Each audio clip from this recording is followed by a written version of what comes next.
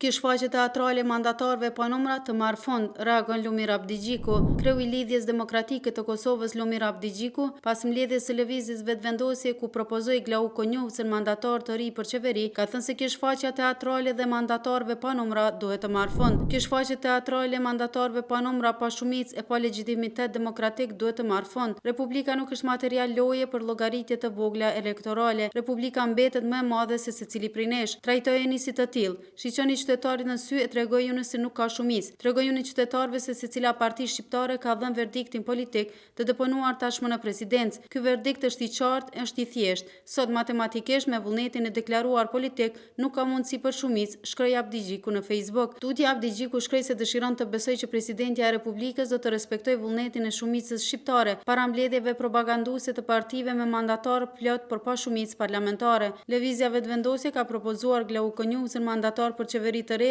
pasi që me 26 tetor kryeministri në detyrë Albin Kurti nuk i pati numrat e nevojshëm për formimin e qeverisë Kurti 3.